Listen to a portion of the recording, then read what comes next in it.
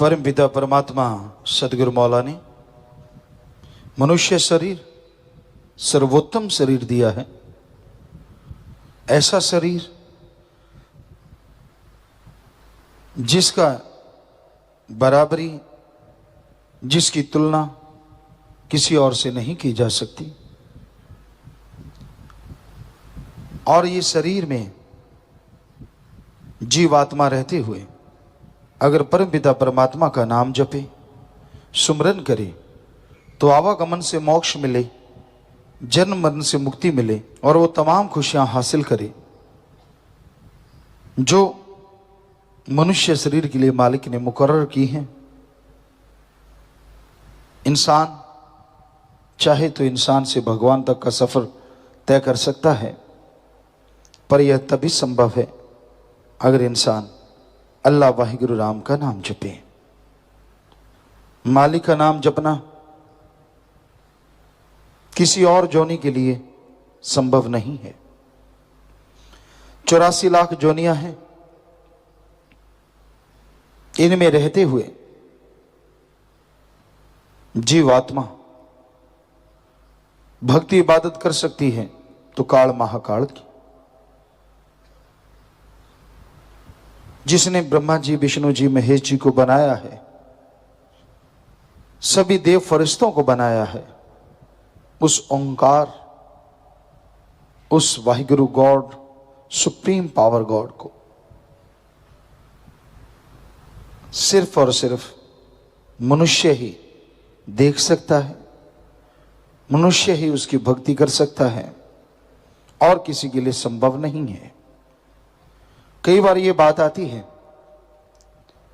कुछ रूहें मालिक के नजदीक पहुंचती हैं, कुछ नजदीक होके भी दूर हो जाती हैं। इसकी क्या वजह है? यह कहा जाता है कि संस्कारी रूहें होती हैं। संस्कार कैसे बनते हैं? क्योंकि और जन्म में तो मालिक की भक्ति हो ही नहीं सकती। और जन्म में भक्ति हो सकती है, यह संभव है। आपको बोला काल महाकाल त्रिलोकी नाथ की भक्ति, पर कोई भी जीवात्मा किसी भी शरीर में रहते हुए पिछले जन्मों में अगर भक्ति करती है, चाहे वो त्रिलोकी नाथ की ही क्यों ना हो, पर वो जीवात्मा तो यही सोच के करती है कि मेरा मालिक है, परमपिता परमात्मा है। क्योंकि सभी पक्षी, सभी पशु, सभी पेड़ पौधों में ऐसा नहीं पाया जाता। तो जो भी उन जोनियों में रहती हुई आत्मा मालिक की भक्ति करती, चाहे वो काल महाकाल की क्यों ना हो, तो उस भक्ति का अच्छा फल उसके संस्कारों में लिख दिया जाता है। तो जन्मों जन्मों की गई भक्ति अच्छे संस्कार कहलाते हैं और वो जीवात्मा मालिक के अति करीब पहुंचती है। इस जहान में, उस जहान में परमानंद लज्जत खुशियां लेती रहती है। और कई बार होता है, इंसान ऐसा लगता बड़ी सेवा करता है, परमात्मा का नाम भी जपता है, लेकिन बाद में वो आदमी इतना भटक जाता है, इतना दूर चला जाता है कि सत्संग में नहीं आता, लोगों को राह दिखाने वाला कि मेरे को चमत्कार होता है, कदम कदम पे मालिक मुझे बताता है, ये है, वो है, फला है, और बाद में उसका पता ही नहीं चलता, वो इंसान भगवान को तुच्छ समझने लगता है। तो ऐसे लोगों के भी संचित कर्म होते हैं और इस जन्म के भी कर्म, संचित कर्म उन शरीरों में रहते हुए वो पाप कर्म में लगे रहते हैं। कोई भक्ति नहीं करना, समय गुजारते जाना। इंसान सोचता है ऐसे कैसे संभव है ऐसा संभव। पक्षियों की जोनी में आए, कीड़े मकोड़े खत्म कर दिए और किसी के अंडे फोड़ दिए, क्योंकि पक्षियों में, पशुओं में भी ईर्ष्या पाई जाती है। किसी को जीने नहीं दिया, उसको पीछे लग गए, चोटें पहुंचाई, दर दर भटकाते रहे, तो वो संचित कर्म उनके बुरे जुड़ जाते हैं। और फिर झूठ बोलना। अब आप में से कोई भी आदमी ये कहे कि मुझे मालिक के दर्शन होते हैं, दूसरा ये नहीं कहेगा कि तू झूठ बोलता है। पर मालिक को तो जानता है ना कि ये झूठ बोल रहा है, कोई चमत्कार नहीं, सब बकवास है। पर कोई उसे कह नहीं सकता, क्योंकि भक्ति के रास्ते में ये रीत नहीं है कि भक्त को टोका जाए, चाहे वो भक्त है ये चाहे नहीं है। मालिक को पर्दा मंजूर। आप किसी को कैसे देख सकते हैं कि जो वो बड़े बड़े टोटके सुनाता है अपना उल्लू सीधा करने के लिए, वो वास्तव में सच है या सब बकवास?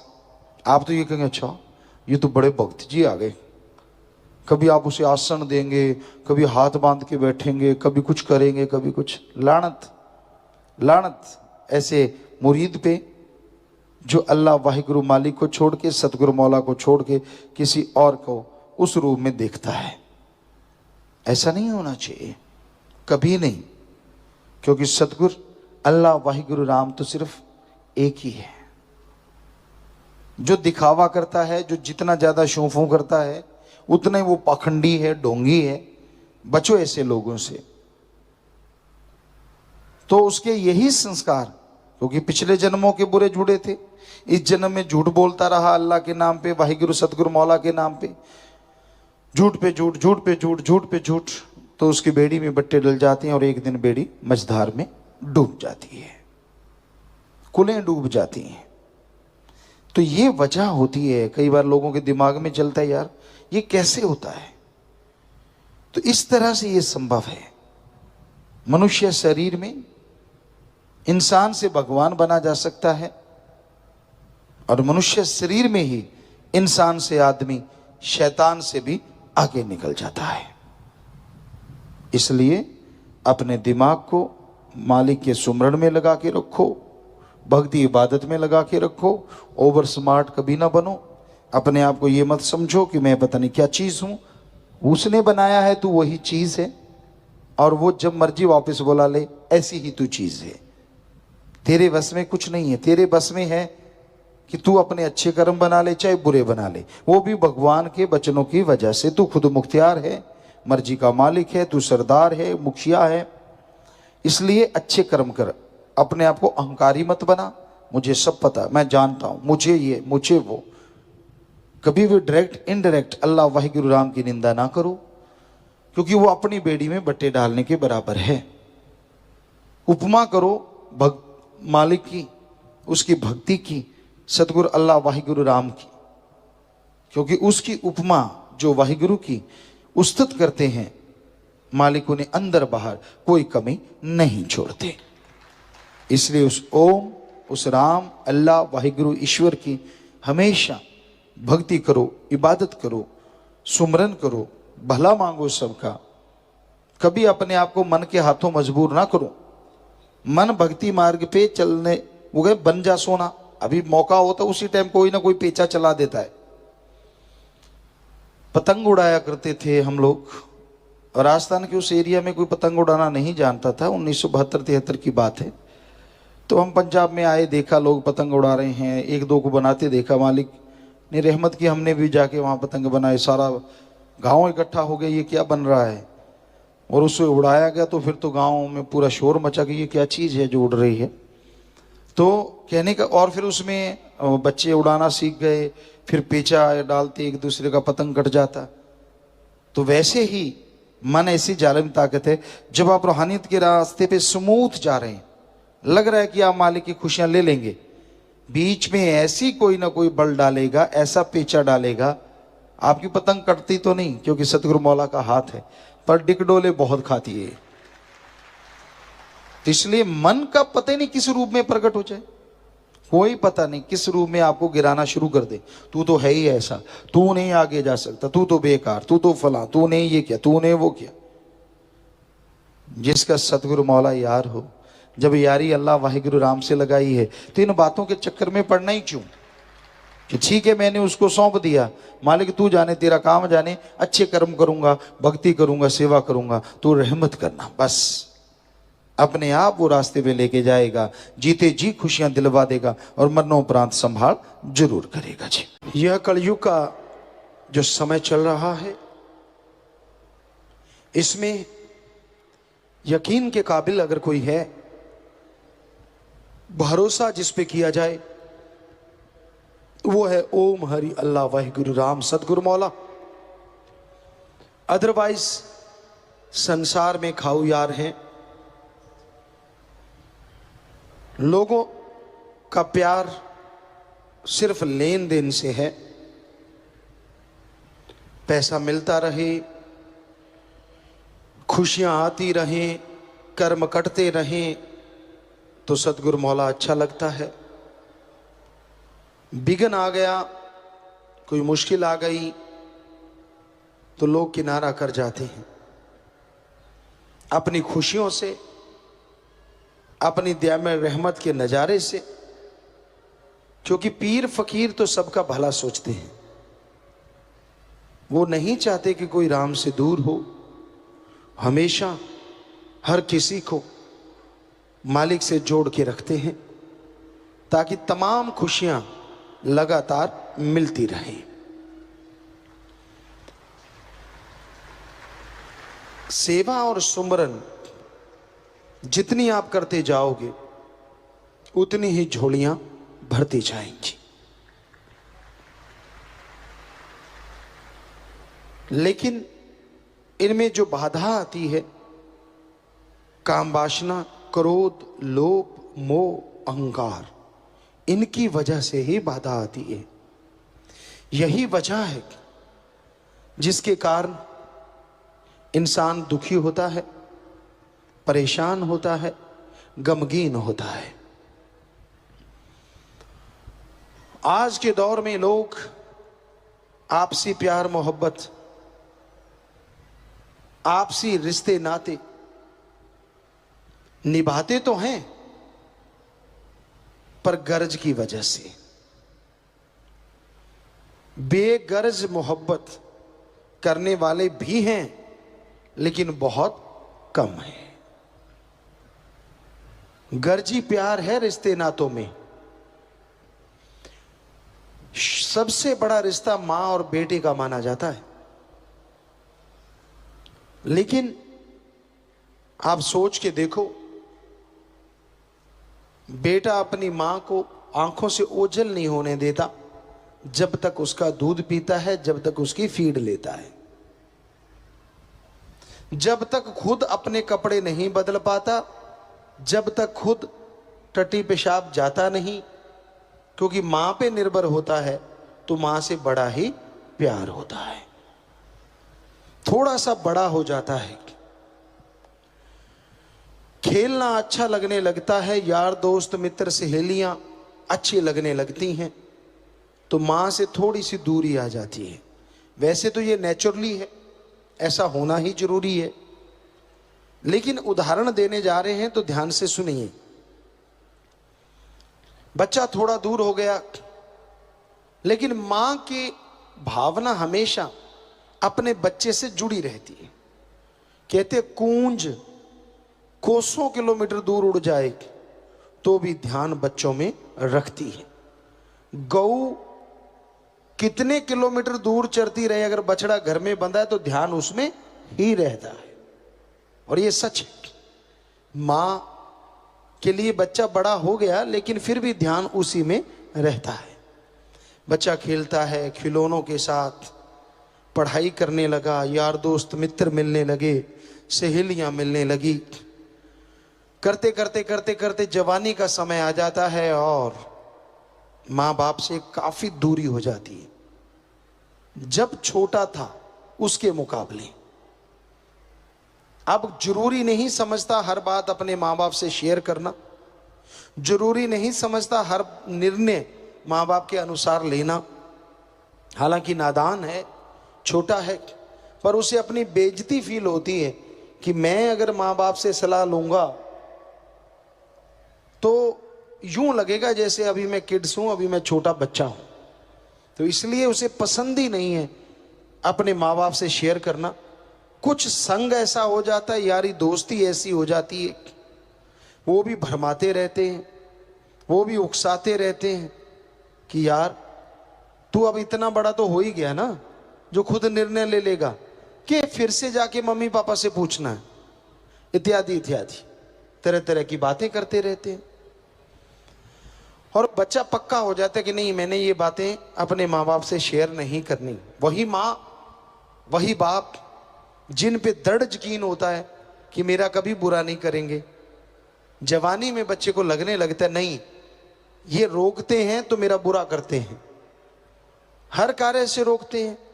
हर कार्य कौन सा होता है? नशा ना करना बेटा, गलत संगत ना करना बेटा, बुरी जगह ना जाना बेटा। तो उसे लगता है हर जगह कि ये चीजें मैं तो करूंगा, और वो अपने यार दोस्त मित्रों के साथ इतना खो जाता है कि माँ बाप उसके लिए काफी दूर हो जाते हैं। और वो सोचने लगता है कि मैं अब परिपक्व हो गया हूं, लेकिन जब कोई मुसीबत गले पे आन पड़ती है, जब कोई मुश्किलें उसे घेर लेती हैं, तो वही माँ बाप होते हैं जो जाके उसका साथ देते हैं। और कहने वाले यार दोस्त मित्र कहां भागे पता ही नहीं चलता, क्योंकि रिश्ता कभी टूटता नहीं। खास करके माँ बाप के दिल में एक तड़प रहती है, एक व्याकुलता रहती है। ये अलग बात है बच्चे छोड़ देते हैं, क्योंकि उनका रिश्ता जुड़ जाता है अपने यार दोस्त मित्रों से। हम नहीं कहते दोस्त ना बनाओ, सहेली ना बनाओ, लेकिन माँ बाप का दर्जा तो उनको नहीं दे सकते ना आप। उनका दर्जा तो उन्हीं के पास रहने दो। बाकी ठीक है, आप यारी दोस्ती बनाइए, मित्रता कीजिए, कोई दिक्कत नहीं है। और फिर यही नहीं है, शादी हो जाती है, और शादी के बाद तो उसे माँ बाप बहन भाई कई बार पति पत्नी ही लगने लग जाते। उसे लगता है कि मेरा सही करेंगे तो यही करेंगे, पति करेगा या पत्नी करेगी। उसको माँ बाप अच्छे तो लगेंगे अगर आपके घर में जवाई अच्छा आ गया या फिर बहू अच्छी आ गई, तो माँ बाप अच्छे लगते रहते हैं। अगर ये दोनों कोई ऐसे आ गए, जैसे पंजाबी में कहावत है, ना माड़ा जम्मे ना माड़ा आए, अगर कोई ऐसा आ जाता है तो फिर उसका एक ही काम होता है कि अपने पति को, अपनी पत्नी को दुनिया से दूर कर देना, अपने परिवार से दूर कर देना। जिनके अच्छे संस्कार होते हैं वो जोड़ते हैं, और जिनके संस्कार ही अजीबोगरीब हों वो जोड़ने का नाम नहीं लेते, वो तो तोड़ते ही तोड़ते हैं। तो माँ बाप को भूल जाता है इंसान, कहता वो तो कर्तव्य था, वो तो फर्ज था जो मेरे साथ निभाया है, जो मेरा अच्छा किया है, ये तो उनका फर्ज बनता है। और इस तरह बच्चे माँ बाप से दूर हो जाते हैं। तो वो प्यार जो माँ से एक पल दूर नहीं होता था, वही इंसान हमने देखा इस दुनिया में माँ को डंडे मारता है, माँ को घर से निकाल देता है, दर दर ठोकर खाने के लिए और जगह पे भेज देता है। तो ये है कलयुगी प्यार। बाकी रिश्तों का तो कहना ही क्या, माँ बाप का रिश्ता सर्वोत्तम माना जाता है, सबसे बड़ा माना जाता है। और आज जगह जगह अनाथ आश्रम या ऐसे बने हुए हैं जो वृद्ध आश्रम, तो उनमें आप जाके देखो तो सभी ऐसे ही परिवार मिलेंगे। कौन नहीं चाहता अपने पोतों के साथ, अपने नातियों के साथ खेलना। खास करके बुजुर्ग अवस्था में तो ज्यादा जरूरत पड़ती, छोटे छोटे बच्चों के साथ कलोल करना, उनको कहानियां सुनाना, उनके साथ खेलना। लेकिन वो घर से ही निकाल देते हैं, घर से निकाल के बाहर कर देते हैं। तो ये बिल्कुल कलयुग का प्रभाव है। ऐसा भयानक समय आया है, ऐसा भयानक दौर चल रहा है कि लोग मालिक से दूर होते जा रहे हैं, रिश्ते नाते टूट रहे हैं। और यहां तक देखने में आता है लोग अपने मालिक को, सतगुरु पीर फकीर को बुद्धू बनाते हैं, गलत कर्म करते हैं और उसकी परवाह भी नहीं करते, झूठ बोलते हैं। हम देखा करते हैं, बड़े हैरान होते हैं, क्योंकि बचपन से जानते हैं ऐसे बच्चों को। और जब वो झूठ बोलते हैं कि मैं तो जी बिल्कुल ये हूं, मैं तो बिल्कुल ठीक हूं। कई बार सेवादारों से मिलना होता है, और बेटा ठीक ठाक हो, सब ठीक है? हाँ जी बिल्कुल ठीक है, मैं तो कभी कुछ गलत करता ही नहीं, मैं तो अब सब। तो बड़ी हैरानी होती है कि ये अपने पांव पे कुल्हाड़ा मार रहा है, झूठ बोल रहा है, गलत कर्म करता हुआ उसे छुपाना चाहता है, लेकिन वो कभी छुपा नहीं करता, क्योंकि उसका फल भोगना पड़ता है। संत पीर फकीर काट दें अगर कोई सच बोल दे, पीर फकीर अल्लाह राम से माफी दिलवा दें अगर कोई तौबा कर ले, पर लोग इतने शातिर, इतने चतुर हैं कि वो अपनी बात आगे करते ही नहीं। उनको लगता है कि नहीं, मैं अगर ये बात करूं तो शायद रूहानियत में पीछे चला जाऊं, ना करूं तो पर्दा है, पर्दे में कौन सा पता चलता है। तो भाई ये आपकी गलत सोच है। आप उस राम से, अल्लाह वाहिगुरु गॉड से कुछ छुपा नहीं सकते। तौबा किया करो, उस राम को बता के तौबा किया करो, अपना सच उस मालिक के चरणों में रख के, ताकि आने वाले समय में उसका बोझ आपको ना उठाना पड़े, ताकि आने वाले समय में सुख शांति से आप जीवन व्यतीत कर सके। घोर कलयुग में मन इंद्रियां बड़े जोरों पे हैं। काम वासना, क्रोध, लोभ, मोह, अहंकार, मन और माया, इन्होंने ऐसा चक्कर चला रखा है। इन्होंने सभी को ऐसा चक्कर गिन्नी बना रखा है। होश होते हुए भी लोग मदहोश हैं, इनके जाल में, इनके नशे में। और उसकी एक ही वजह है, राम, अल्लाह, वाहिगुरु गॉड, खुदा, रब के नाम से लोग दूर होते जा रहे हैं। जब जरूरत पड़ती है, जब कोई काम लेना होता है, तो हर कोई परमपिता परमात्मा को याद करता है, आगे पीछे याद नहीं करते। और वही समय होता है जब काम वासना, क्रोध, लोभ, मोह, अहंकार, मन माया इंसान को घेर लेते हैं। फिर इंसान तरह तरह के विकार करता है, बुराइयां करता है, और उसी की वजह से परमपिता परमात्मा से दूर होता चला जाता है। जब मालिक से प्रीत लगती है तो बड़ा जबरदस्त आनंद होता है। शुरू हुई हुई प्रीत, नाम लिया लिया होता है, सुमरन करता है, प्रीत में मजा आने लगता है, लेकिन धीरे धीरे धीरे धीरे मन अपने दांव चलाने शुरू करता है और फिर बहुत सारे लोगों को गुमराह कर देता है। वो अपना एम, अपना लक्ष्य भूल जाते हैं, बुराइयां करते हैं, काम वासना, विषय विकार, क्रोध, लोभ, मोह, अहंकार, मन माया के हाथे मजबूर हो जाते हैं, उन्हीं के हत्थे चढ़ जाते हैं। फिर दोष गुरु पीर फकीर को देते हैं कि मेरी ये इच्छा पूरी क्यों नहीं हुई, फलां इच्छा पूरी क्यों नहीं हुई। खुद कभी नहीं सोचते कि मैंने कितने पाप किए, मैंने कितनी गलतियां की, कितने गुनाह किए। हम एक उदाहरण दिया करते हैं, जब आदमी वचनों का पक्का है, सेवा सुमरण करता है, जमींदार भाइयों को अच्छी तरह से पता है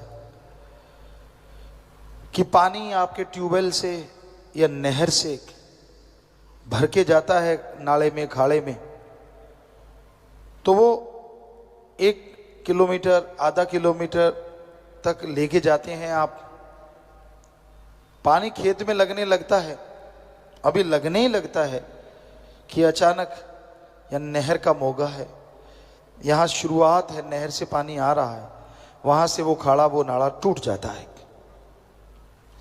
तो खेत में जो पानी थोड़ा सा लगा ही था वो भी बैक शुरू हो जाता है, कोई उसका फायदा नहीं होता।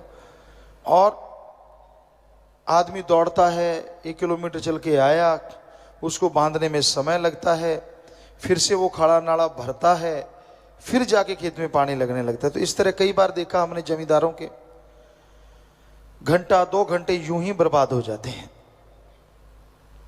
तो वो तो घंटा 2 घंटा है। जब आप वचन तोड़ देते हैं, उस समय लगता होता है कि आप अपनी पदवी को हासिल करेंगे, जो पीर फकीर ने वचन किए हैं या आपने करवाए हैं, ऐसा लगता होता है कि अब तो बस आप पहुंचने वाले हैं। आपका मन अहंकारी इतना आपके ऊपर हावी होता है, आप वचनों में गलती करते हैं, फिर वो खाड़ा नाड़ा पीछे से टूट जाता है और जो रहमत बरसने वाली थी वो सारी वापस चली जाती है। एक और उदाहरण दिया करते हैं कि एक जमींदार था, सीधा साधा। कोई संत पीर फकीर आए, उनकी सेवा करने लगा और संतों को पता चल गया ये बहुत लोभी लालची है, इसका लालच दूर करना है। राम नाम तो लेने लगा है पर लोभ लालच बहुत ज्यादा है। दूर करें तो कैसे? संत अपने तरीकों से दूर करते हैं। तो उन्होंने क्या किया, जब संत उस गांव से जाने लगे कि भाई हम फलां गांव जा रहे हैं, मांग तू क्या चाहता है, तूने तो बहुत सेवा की है हमारी। कहता नहीं जी कुछ नहीं चाहिए। कहते फिर भी? कहता जी फिर ऐसा कुछ दे जाओ मेरी हालात सुधर जाए, अमीरी आ जाए। कहने लगे ठीक है, ये मंत्र ले ले, इसको पढ़ के जो लोहा तू हाथ में रखेगा बोलते जाना बन जा सोना बन जा सोना, तो वो सोना बन जाएगा। मन बलियां उछलने लगा, मौज बन गई, कमाई की जरूरत क्या है, लोहा लेके बैठेंगे और मंत्र पढ़ के बन जा सोना करते रहेंगे, कौन सा मुश्किल काम है। तो संत अभी गए ही नहीं थे कि शुरू हो गया। लोहा हाथ में ले लिया, किलो का बाट 2 किलो का बाट जो भी वहां पड़ा था उसने जल्दबाजी फटाफट किया, शुरू हो गया बन जा सोना मंत्र के जाप के बाद। लगा रहा, घंटा गुजर गया, थोड़ा जी उकताया, यार 1 घंटा हो गया। फिर लगा रहा 2 घंटे 3 घंटे 4 घंटे। और पुराने टाइम में पशुओं के पीछे घूमने वाले जमींदार, इतना सहन शक्ति नहीं होती थी, पशुओं को गालियां देना शुरू कर देते, डंडे मारते थे। तो आ गया गुस्सा, कहता यार ये बाबा ठगी मार गया। फिर घंटा जैसे तैसे गुजारा, लेकिन पारा आसमान पे छू गया। गुस्से में पूरा लाल पीला, जब ऐसे घंटे कुछ गुजरे तो बस लास्ट में बोला, कहता सोना नहीं तो पित्तल ही बन जा। और आंखें देखी खोल के तो वो पित्तल बन गया। अब दौड़ा कि फलां जगह गुरु हैं, दौड़ा दौड़ा गया, गुरु जी आप तो कहते थे सोना बन जाएगा, ये तो पित्तल बन गया। संत मुस्कुराए, सब पता था उसकी खसलत का। कहने लगे तूने क्या किया था? कहता जी मैं 3 4 5 घंटे लगातार लगा रहा बन जा सोना, मुझे गुस्सा आ गया और मैंने कह दिया सोना नहीं तो पित्तल ही बन जा। संत हंस के कहने लगे बस वो पित्तल की जगह उस टाइम अगर सोना कह जाता तो ये सोना ही बन जाता।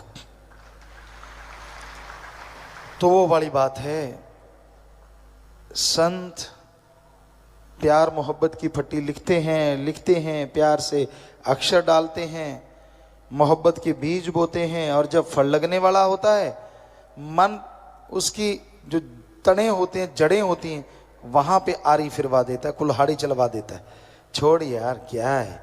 और सारे फल लगने वाले थे, पेड़ सूख जाता है। सो बचनों पे जब आप काट कर देते हैं, आपको मखौल लगता है, मामूली बात लगती है। संतों को दोष देना आसान होता है, खुद की कारगुजारी नहीं पता होता।